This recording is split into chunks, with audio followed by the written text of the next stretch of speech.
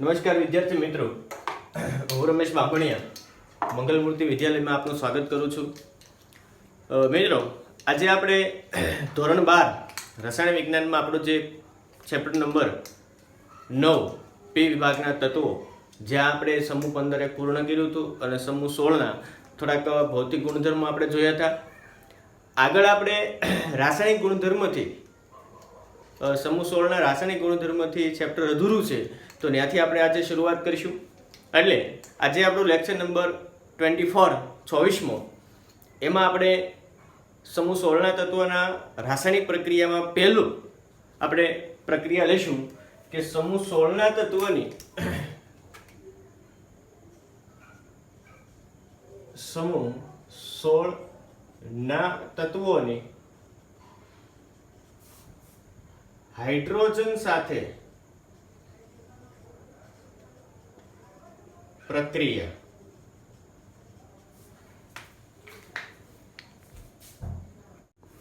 તો એમાં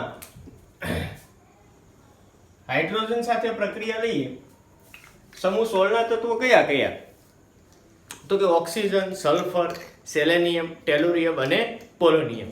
તો પહેલા તો આપણે જોઈએ કે સમૂહ 16ના તત્વો છે કયા પ્રકારના હાઇડ્રાઇડ બનાવે. તો પહેલા તો આપણે એનો પ્રકાર જોઈએ કે ભાઈ સમૂહ 16ના તત્વો છે M2H પ્રકારના હાઇડ્રાઇડ બનાવે, જ્યાં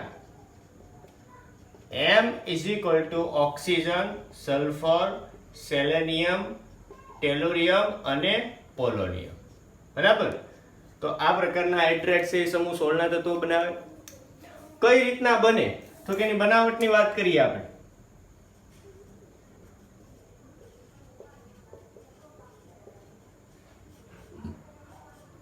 તો કે સમૂહ 16ના હાઇડ્રાઇડ તમારે બનાવવા હોય મિત્રો, તો તમારે ધાતુ સલ્ફાઇડની એસિડ સાથે પ્રક્રિયા કરો એટલે તમને હાઇડ્રાઇડ મળે, પ્લસ તમને ધાતુ સલ્ફેટ મળે, અથવા તો ધાતુ ક્લોરાઇડ કે ધાતુ નાઇટ્રેટ મળે. બરાબર? તમે સલ્ફ્યુરિક એસિડ લ્યો તો તમને અહીંયા મળશે ધાતુ સલ્ફેટ. જો હાઇડ્રોક્લોરિક એસિડ લ્યો ધાતુ ક્લોરાઇડ, અને નાઇટ્રિક એસિડ લ્યો તો શું મળશે? ધાતુ નાઇટ્રેટ. આપણે કોઈ પણ એક ઉદાહરણ જોઈએ મિત્રો. આપણે ધાતુ સલ્ફાઇડ તરીકે આપણે અહીંયા લઈએ iron sulphide, FeS, ferrous sulphide. બરાબર? એની પ્રક્રિયા આપણે H2SO4 સાથે કરીએ, સલ્ફ્યુરિક એસિડ સાથે, એટલે આપણને મળશે H2S પ્લસ ત્યારબાદ આપણને શું મળશે? FeSO4. આ આપણે વાત કરીએ મિત્રો ધાતુ સલ્ફાઇડ લીધો અહીંયા, એનો મતલબ એમ કે આપણને અહીંયા શું મળશે? હાઇડ્રોજન સલ્ફાઇડ એટલે H2S. જો ધાતુ ઓક્સાઇડ લ્યો તમને શું મળે? H2O. બરાબર? ધાતુ સેલેનાઇડ લ્યો તો તમને મળે હાઇડ્રોજન સેલેનાઇડ. જો ધાતુ ટેલુરાઇડ લ્યો તો તમને શું મળે? હાઇડ્રોજન ટેલુરાઇડ. અને ધાતુ પોલોનાઇડ લ્યો તમે તો અહીં તમને શું મળે? H2PO. એટલે આ રીતની બનાવટ છે એ સમૂહ 16ના તત્વોની હાઇડ્રાઇડની બનાવટ કરી શકાય. હવે આપણે એના કેટલા ગુણધર્મો જોઈએ. તો પહેલા તો કયા પ્રકારના હાઇડ્રાઇડ બને? તો કે H2O, H2Se, H2Te,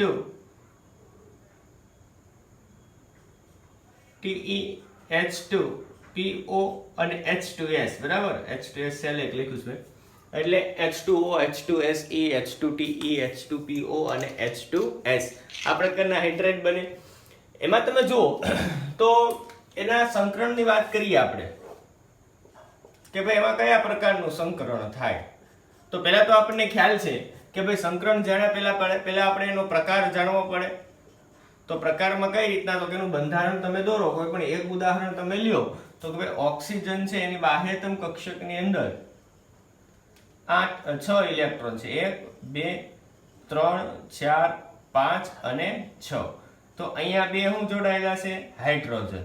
બે અબંધકારક ઇલેક્ટ્રોન યુગ્મ છે. બરાબર?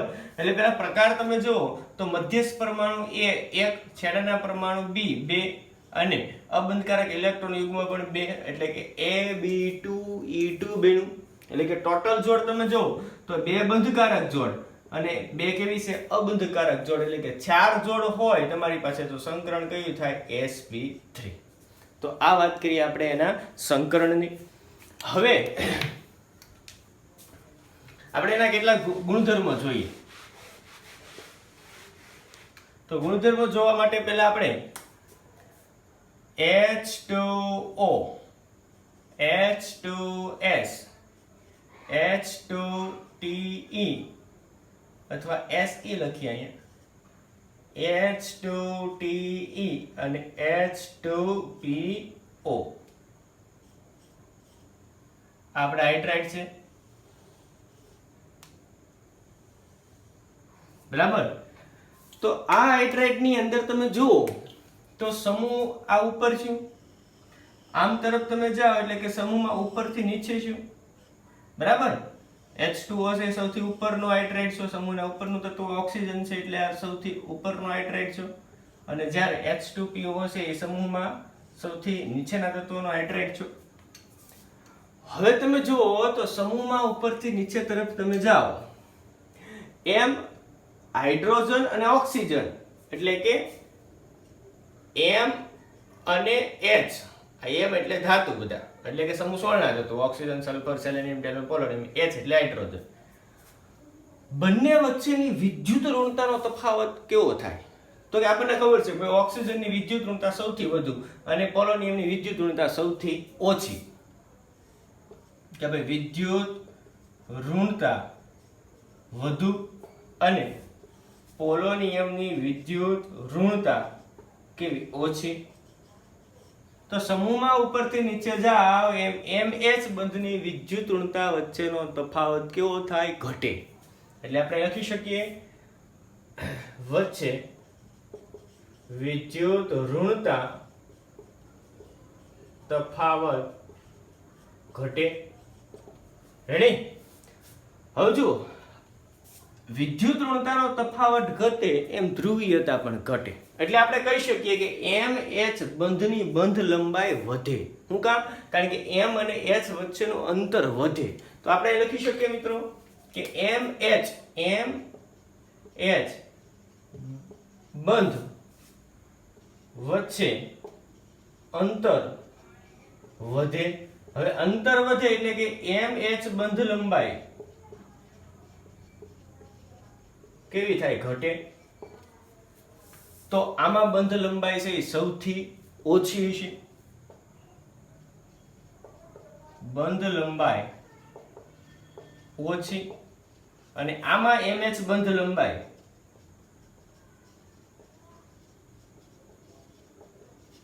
વધુ હશે.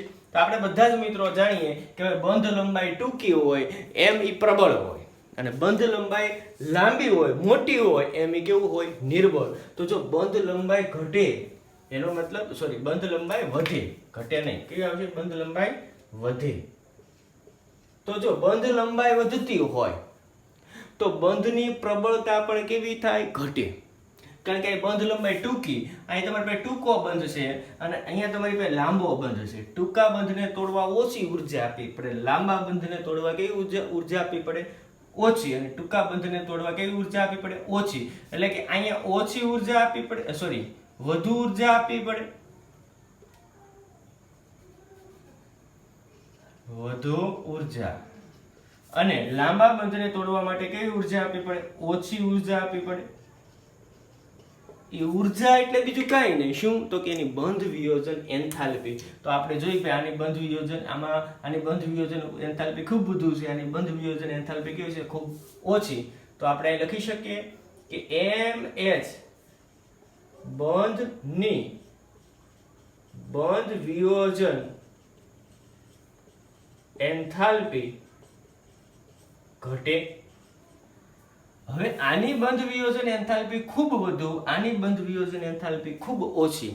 એટલે તમે એવું કહી શકો મિત્રો કે આ બંધને H2O ને તોડવા માટે, H2O માં જે બંધ રહેલો છે ને તોડવા માટે ખૂબ વધુ ઉર્જા જોઈએ અને H2PO માં જે બંધ રહેલો છે ને તોડવા માટે ખૂબ ઓછી ઉર્જા જોઈએ.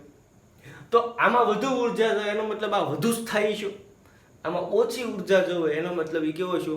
ઓછો સ્થાયી છે, એટલે આપણે એ પણ કહી શકીએ મિત્રો કે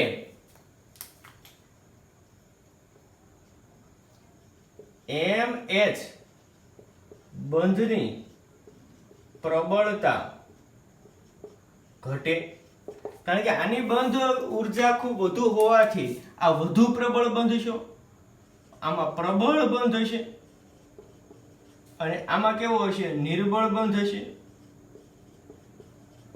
રેડી? તો જો પ્રબળતા ઘટે, આમાં પ્રબળ બંધ છે, આમાં નિર્બળ બંધ છે, તો આ વધુ સ્થાયી છે, એટલે કે ઉષ્મીય સ્થિરતા કે સ્થાયીતા કેવી થાય? ઘટે. એટલે કે આ સૌથી વધુ સ્થાયી છે અને આ ઓછો સ્થાયી છે.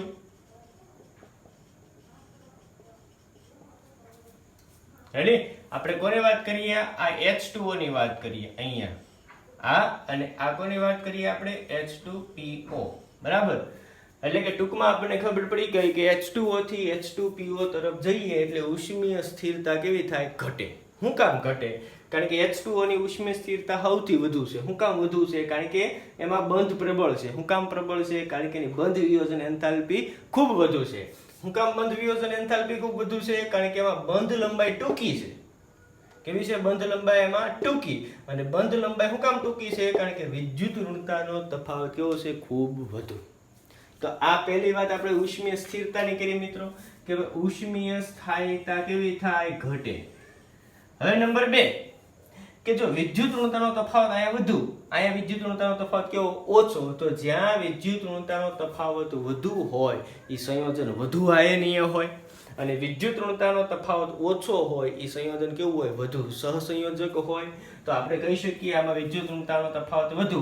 હવે વિદ્યુત ઋણતા તફાવત કેવો થાય? ઘટે. એટલે વિદ્યુત ઋણતા તફાવત ઘટે એમ સહસંયોજક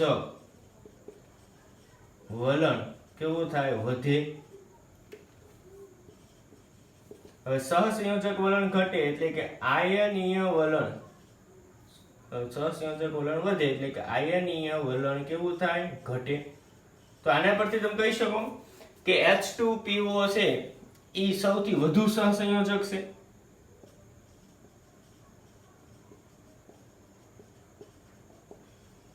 અને H2O છે એ ઓછું સહસંયોજક છે.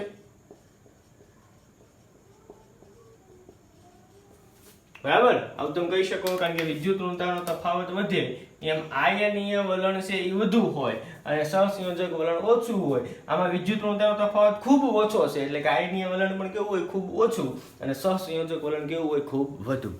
તો આ આપણે સહસંયોજક વલણની વાત કરી.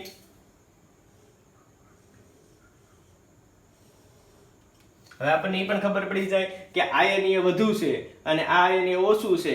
જેમ આયનીય વલણ વધુ એમ ગલન બિંદુ અને ઉત્કલન બિંદુ પણ કેવા હોય? ઊંચા. અને આયનીય વલણ ઓછું હોય એમ ગલન બિંદુ અને ઉત્કલન બિંદુ કેવા હોય? નીચા. બરોબર? પણ સમૂહ ના હાઇડ્રાઇડમાં ગલન બિંદુ અને ઉત્કલન બિંદુનો ક્રમશઃ છે એ ક્રમ છે એ ક્રમશઃ જળવાઈ રહેતો નથી. એ આપણે પછી જોઈએ. હવે આપણે વાત કરીએ એસિડિકતાની.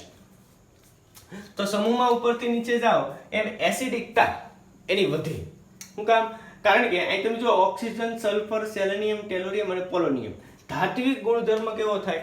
વધે. પણ જો અહીંયા ઓક્સાઇડમાં જેમ આપણે જોયું ધાતુના ઓક્સાઇડ છે એ બેઝિક હોય અને અધાતુના ઓક્સાઇડ છે એ એસિડિક હોય, એ આપણે અહીંયા જોવાનું નથી પાછું. એટલે એ તમે ખાસ યાદ રાખજો મિત્રો. એટલે કે અહીંયા આપણે જોઈએ તો કે એસિડિકતા કેવી થાય? વધે. એટલે કે આપણે લખી શકીએ કે એસિડિકતા વધે. હવે આ એસિડિકતા છે કઈ બાબત સાથે સમજાવી શકાય? તો કે આની પ્રક્રિયા તમે પાણી સાથે કરો અને પછી એમાંથી જે આયન મળે એ આયન કેવા પ્રકારના ક્ષાર બનાવે? તો કે આ એસિડિક ક્ષાર બનાવશે, આ તટસ્થ ક્ષાર બનાવશે. એટલે આપણે કહી શકીએ કે એસિડિકતા છે એ હાઇડ્રાઇડની કેવી થાય? વધે. પછી આપણે રિડક્શન ગુણધર્મ જોવાનો છે. હવે જો તમે અહીં ખાસ ધ્યાન આપજો કે આમાં બંધ છે એ કેવો છે? પ્રબળ બંધ છે. આમાં બંધ કેવો છે? તો કે નિર્બળ બંધ છે. તો મને કહો કે H2O માં હાઇડ્રોજન પ્રબળતાથી જોડાયેલો છે, ઓક્સિજન સાથે આ પ્રબળતાથી હાઇડ્રોજન જોડાયેલો છે, અને અહીંયા પોલોનિયમ સાથે હાઇડ્રોજન છે એ નિર્બળ રીતે જોડાયેલો છે. તો હવે તમે સીધું વિચારો કે અહીંયા ખૂબ મજબૂતાઈથી જોડાયેલો છે, એટલે કે પ્રબળતાથી હાઇડ્રોજન જોડાયેલો છે, અને અહીંયા નિર્બળ બંધથી હાઇડ્રોજન જોડાયેલો છે. આ બંનેનો પ્રક્રિયામાં તમે ઉપયોગ કરો કે સૌ પ્રથમ શેમાંથી હાઇડ્રોજન મુક્ત થશે? તો કે જ્યાં નિર્બળ બંધથી જોડાયેલો હોય એ હાઇડ્રોજન ઝડપથી મુક્ત થાય. તો કે નિર્બળ બંધથી કોણ જોડાયેલું છે? તો કે H2PO માં. એટલે કે આમાંથી હાઇડ્રોજન ઝડપથી મુક્ત થાય, આમાંથી હાઇડ્રોજન ઝડપથી મુક્ત થતો નથી. એટલે આ બીજાનામાં હાઇડ્રોજન ઝડપથી ઉમેરાય, એટલે બીજાનું શું થયું? રિડક્શન. એટલે કે આને શું કે આ કેવો છે? રિડક્શન કરતા. એટલે કે આ ઝડપથી હાઇડ્રોજન મુક્ત કરતો હોવાથી પ્રબળ રિડક્શન કરતા છે, અને આ ઝડપથી હાઇડ્રોજન મુક્ત ન કરતો હોવાથી એ પ્રબળ રિડક્શન કરતા છે નહીં. તો અહીંયા આપણે એ પણ લખી શકીએ કે રિડક્શન કરતા વલણ કેવું થાય? વધે. એટલે ખાસ યાદ રાખજો મિત્રો, રિડક્શન કરતા વલણ શું કામ વધે? કારણ કે H2PO માંથી હાઇડ્રોજન ઝડપથી મુક્ત થાય, એટલે ઝડપથી બીજાનામાં ઉમેરાય, એટલે ઝડપથી બીજાનું શું થયું? રિડક્શન. એટલે રિડક્શન કરતો હોય તો કોના કરતા તરીકે વર્તે? રિડક્શન કરતા. હવે આમાંથી શું કામ ઝડપથી હાઇડ્રોજન મુક્ત થાય? કારણ કે આમાં હાઇડ્રોજન કેવા બંધથી જોડાયેલો છે? નિર્બળ બંધથી. જ્યારે H2O પ્રબળ બંધથી હાઇડ્રોજન જોડાયેલો છે, એટલે હાઇડ્રોજન એમાંથી ઝડપથી મુક્ત થતો નથી, એટલે ઝડપથી બીજાનામાં ઉમેરાતો નથી, એટલે બીજાનું સૌથી વધુ રિડક્શન થઈ શકતો નથી. એટલે કે આ કેવો કહેવાય? નિર્બળ રિડક્શન કરતા.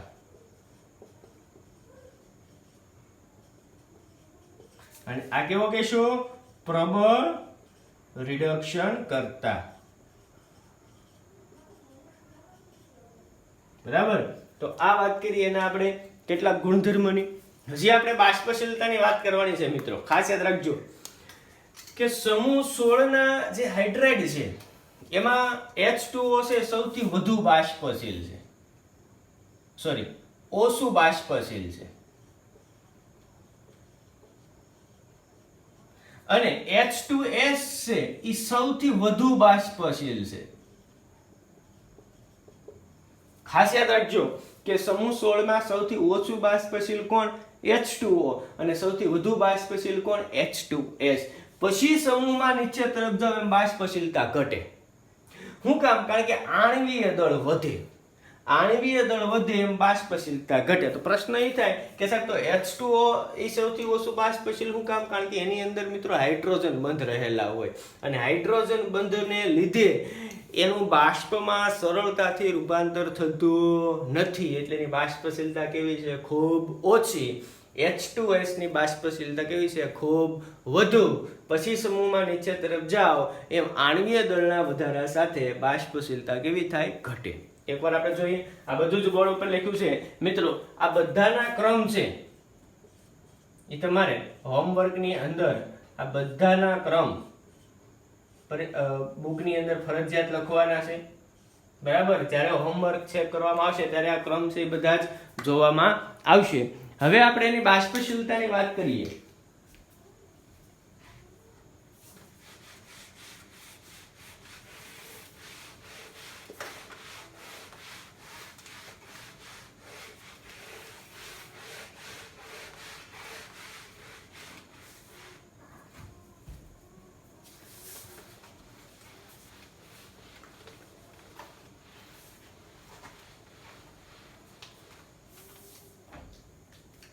તો આપણે જોયું હતું H2O, H2S, H2SE, H2TE અને H2PO.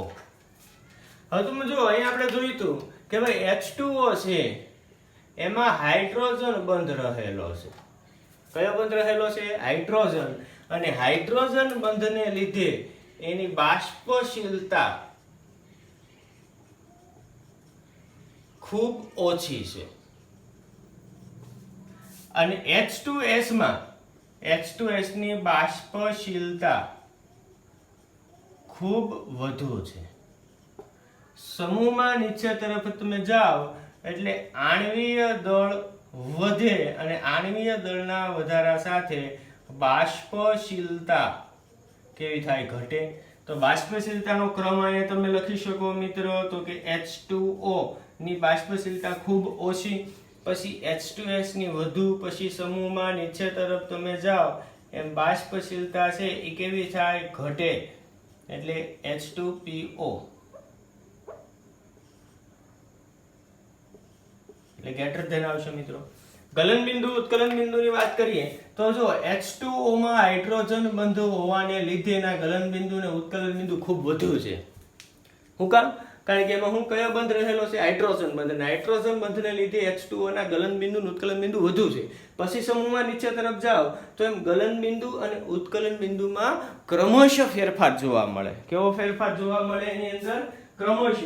કેવો ક્રમશઃ ફેરફાર જોવા મળે? તો કે ગલન બિંદુ અને ઉત્કલન બિંદુમાં શું જોવા મળે? તો કે ઘટાડો જોવા મળે. શું જોવા મળે? ઘટાડો. પણ તમે જુઓ, સોરી વધારો. પણ કેવો વધારો જોવા મળે? તો કે પહેલા તો અહીંયા તમારે લખી જ નાખવાનું, ગલન બિંદુ અને ઉત્કલન બિંદુ સૌથી વધુ. બરાબર? તમે સમૂહમાં ઉપરથી નીચે જાઓ તો દળ વધવાને લીધે ગલન બિંદુ અને ઉત્કલન બિંદુ છે એ વધે, એટલે ઓક્સિજનનું છે એ સૌથી ઓછું હોવું જોઈએ, પણ અહીંયા સૌથી વધુ છે. શું કામ વધુ છે? કારણ કે એમાં કયો બંધ રહેલો છે? હાઇડ્રોજન બંધ. તો ગલન બિંદુ ઉત્કલન બિંદુનો ક્રમ લખો તમે, બંનેનો સરખો ક્રમ આવશે. તો કે H2O નું ગલન બિંદુ ઉત્કલન બિંદુ સૌથી વધુ છે, પછી H2S નું ઓછું, પછી સમૂહમાં નીચે તરફ તમે જાઓ એટલે ગલન બિંદુ અને ઉત્કલન બિંદુ છે એ કેવા થાય? વધે.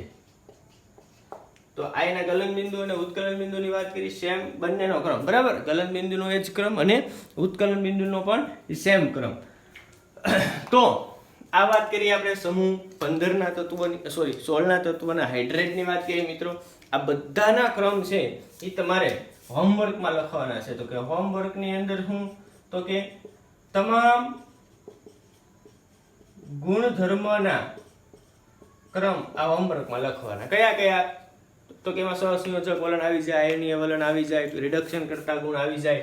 તમે ઓક્સિડેશન કરતા પણ ગુણ લખી શકો, બંધ વિયોજન એન્થાલ્પી લખી શકો, બંધની પ્રબળતાનો ક્રમ લખી શકો, બંધ લંબાઈનો ક્રમ લખી શકો, વિદ્યુત ઋણતાનો ક્રમ લખી શકો, ગલન બિંદુ ઉત્કલન બિંદુનો ક્રમ લખી શકો, એની બાષ્પશીલતાનો ક્રમ લખી શકો અને એની એસિડિકતાનો ક્રમ. આ બધા ક્રમ છે એ તમારે હોમવર્કમાં લખવાના રહેશે. હવે આપણે ગુણધર્મ નંબર 3, સોરી 2, કયો? તો કે ઓક્સિજન સાથે પ્રક્રિયા. સમૂહ 16 ના તત્વોની કોની સાથે પ્રક્રિયા? ઓક્સિજન સાથે. કે સમૂહ 16 ના તત્વોની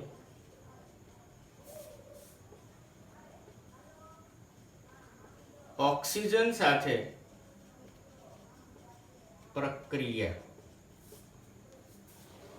તો એ પણ ખૂબ જ અગત્યનો ટોપિક છે મિત્રો. તો આપણને ખ્યાલ છે કે સમૂહ 16 ના તત્વો છે એ 2 પ્રકારના ઓક્સાઇડ બનાવે. કયા 2 પ્રકારના ઓક્સાઇડ બનાવે? પહેલા આપણે પ્રકાર જોઈએ. એક તો બનાવશે MO2 અને MO3. આ 2 પ્રકારના ઓક્સાઇડ બનાવે. આમાં આપણે ખ્યાલ આવી ગયો ઓક્સિડેશન અવસ્થા છે કેટલી છે? આમાં ઓક્સિજનની ઓક્સિડેશન અવસ્થા કેટલી છે? તો કે 4 થશે. આમાં ઓક્સિડેશન અવસ્થા કેટલી થાય? તો કે 6 થશે. બરાબર? તો હવે આપણે ઓક્સાઇડની વાત કરીએ તો ઓક્સાઇડ આપણે લખીએ. પહેલા આપણે ડાયોક્સાઇડની વાત કરીએ. આને શું કહેવાય? ડાયોક્સાઇડ. તો ડાયોક્સાઇડમાં જો ઓક્સિજન છે એ મુક્તમૂલક ઓક્સિજન સાથે સંયોજાય, O2 પ્લસ ઓક્સિજન એટલે શું મળશે તમને? O3. એટલે કે પહેલો ઓક્સાઇડ કયો? O3, ઓઝોન, પછી SO2, પછી SeO2, TeO2 અને POO2. તો એટલા પ્રકારના ઓક્સાઇડ બન્યા. હવે તમે જોઈ શકો કે અહીંયા ઓક્સિજન અને સલ્ફરના ઓક્સાઇડ છે એ વાયુ અવસ્થા હોય. કઈ અવસ્થામાં હોય? વાયુ અવસ્થામાં. પછી સેલેનિયમ ડાયોક્સાઇડ છે એ બાષ્પશીલ સહસંયોજક ઘન અવસ્થામાં હોય. બરાબર? પછી ટેલુરિયમ ડાયોક્સાઇડ અને પોલોનિયમ ડાયોક્સાઇડ છે એ સ્ફટિકમય ઘન અવસ્થામાં હોય, એટલે કે પ્યોર ઘન અવસ્થા, સ્ફટિકમય ઘન અવસ્થા હોય. પછી સલ્ફર ડાયોક્સાઇડ અને સેલેનિયમ ડાયોક્સાઇડ છે બંને એસિડિક વલણ ધરાવે, અને ટેલુરિયમ ડાયોક્સાઇડ અને પોલોનિયમ ડાયોક્સાઇડ છે એ બંને બેઝિક વલણ ધરાવે. તો હવે તમે કહી શકો કે સમૂહમાં ઉપરથી નીચે જાવ એમ એસિડિકતા ઘટે. શું કામ? કારણ કે જો ધાત્વિક વલણ વધતું જાય, કારણ કે ધાત્વિક વલણ વધે. હવે ધાત્વિક વલણ વધે તો ધાતુના ઓક્સાઇડ હંમેશા બેઝિક હોય. આ પોલોનિયમ અને ટેલુરિયમ ધાતુ છે, તેના ઓક્સાઇડ કેવા હોય? બેઝિક. સેલેનિયમ અને સલ્ફર છે એ અધાતુ સ્વરૂપના અધાતુ ગુણધર્મો વધુ ધરાવે, એટલે એના ઓક્સાઇડ છે કેવા હોય? એસિડિક હોય. તો આપણે એસિડિકતાનો ક્રમ લખી શકીએ મિત્રો.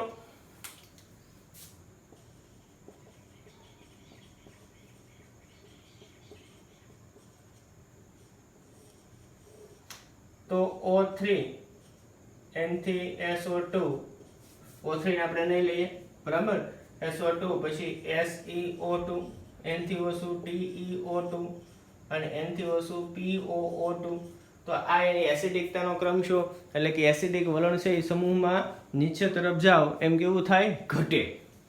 મિત્રો આ બધા જ ઓક્સાઇડની અંદર તમે સમૂહ 16 ના તત્વોની ઓક્સિડેશન અવસ્થાની વાત કરો મિત્રો, તો કે સમૂહ 16 ના તત્વોની ઓક્સિડેશન અવસ્થા છે એ શું જોવા મળે છે તમને? +4. શું કામ +4 જોવા મળે? કારણ કે સામે ઓક્સિજન છે, ઓક્સિજન છે હંમેશા -2 ઓક્સિડેશન અવસ્થા ધરાવે. કઈ ઓક્સિડેશન અવસ્થા ધરાવે? -2. એટલે કે ખાસ યાદ રાખજો. શું કામ? કારણ કે સૌથી વધુ વિદ્યુત ઋણમય તત્વ છે ઓક્સિજન. ખાલી ઓક્સિજનની વાત કરીએ તો મિત્રો ઓક્સિજન છે ને 2 પ્રકારના ઓક્સાઇડ બનાવે. કયા કયા 2 પ્રકારના ઓક્સાઇડ બનાવે? તો કે O2 અને O3. તો આ સાદા ઓક્સાઇડ જે છે એના વિશે આપણે વિગતે આગળ અભ્યાસ કરીશું. આ મુજબ ટ્રાયોક્સાઇડ પણ બનાવે. તો હવે આપણે ટ્રાયોક્સાઇડની વાત કરીએ. સમૂહ 16 ના તત્વોના ટ્રાયોક્સાઇડ એટલે કે કયા પ્રકારના ઓક્સાઇડ? MO3 પ્રકારના ઓક્સાઇડ. આને શું કહેશું? તો કે ટ્રાયોક્સાઇડ કહેશું. તો સમૂહ 16 ના તત્વોના ટ્રાયોક્સાઇડની વાત કરીએ તો કે SO3, SeO3, TeO3 અને POO3 ટ્રાયોક્સાઇડ. તો આમાં પણ ધાત્વિક વલણનો વધારો થાય. તો કે સલ્ફર છે એ અધાતુ અને પોલોનિયમ છે એ ધાતુ, બરાબર. આ શું છે? અધાતુ. અને પોલોનિયમ છે શું છે? ધાતુ. તો કે ધાતુના ઓક્સાઇડ છે બેઝિક હોય, અધાતુના ઓક્સાઇડ છે કેવા હોય? એસિડિક હોય. તો આપણે કહી શકીએ કે ધાત્વિક વલણ વધે માટે એસિડિકતા ઘટે, અને એસિડિકતા ઘટે તો બેઝિકતા કેવી થાય? વધે. તો આનો પણ તમે એસિડિકતાનો ઉતરતો ક્રમ લખી શકો. તો કે SO3 સૌથી વધુ એસિડિક, N થી O2 SeO3, N થી O2 TeO3 અને N થી O2 POO3. આ એસિડિકતાનો ક્રમ છે મિત્રો.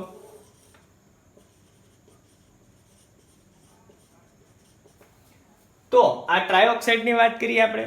હવે સમૂહ 16 ના જે તત્વો છે એ ડાયોક્સાઇડ બનાવે અને ટ્રાયોક્સાઇડ બનાવે, બરાબર. ઘણા તત્વો એટલે ઘણા એટલે કયા કયા? તો કે ટેલુરિયમ, પોલોનિયમ અને સેલેનિયમ ઘણી વખત મોનોક્સાઇડ પણ બનાવે. કેવી રીતના? તો કે SeO, TeO અને POO એટલે કે મોનોક્સાઇડ પણ બનાવે. પણ ખાસ યાદ રાખજો, મોનોક્સાઇડ બનાવવાની વૃત્તિ છે એ સમૂહમાં નીચે તરફ જાવ એમ વધુ હોય. એસિડિકતાનો ક્રમ આપણે ડાયોક્સાઇડમાં ટ્રાયોક્સાઇડમાં જોયો એવો જ આમાં, કે ધાત્વિક વલણ વધુ હોય એમ એસિડિકતા ઓછી હોય. હવે તમને પૂછે કે પોલોનિયમ મોનોક્સાઇડ છે, પોલોનિયમ ડાયોક્સાઇડ છે અને પોલોનિયમ ટ્રાયોક્સાઇડ છે. ત્રણેય છે કે PO મોનોક્સાઇડ છે, PO ડાયોક્સાઇડ છે અને પોલોનિયમ ટ્રાયોક્સાઇડ છે. આમાં સૌથી વધુ એસિડિક કોણ? આવો તમને પરીક્ષામાં પ્રશ્ન પૂછે મિત્રો તો આપણે આગળ ભણી ગયા કે ઓક્સિડેશન અવસ્થા વધે એમ એસિડિક વલણ કેવું થાય? ઘટે. બરાબર. તો પોલોનિયમ મોનોક્સાઇડમાં ઓક્સિડેશન અવસ્થા +2 છે અને પોલોનિયમ ટ્રાયોક્સાઇડમાં ઓક્સિડેશન અવસ્થા +6 છે. એટલે કે વધુ એસિડિક છે, ઓલો ઓછો એસિડિક છે. તો આજે આપણે હાઇડ્રાઇડ અને ઓક્સાઇડ આ બે પૂરતું આપણે રાખીએ છીએ. હોમવર્કની અંદર તમારે આમાંથી નીટ અને જીમાં પૂછાય એવા પ્રશ્નો છે એ તમારે લખવાના છે અને બધા જ ક્રમ છે એ તમારે તમારી બુકની અંદર લખવાના છે. તો આજનો આપણે લેક્ચર નંબર 26 આજે આપણે અહીંયા પૂર્ણ કરીએ. નમસ્કાર.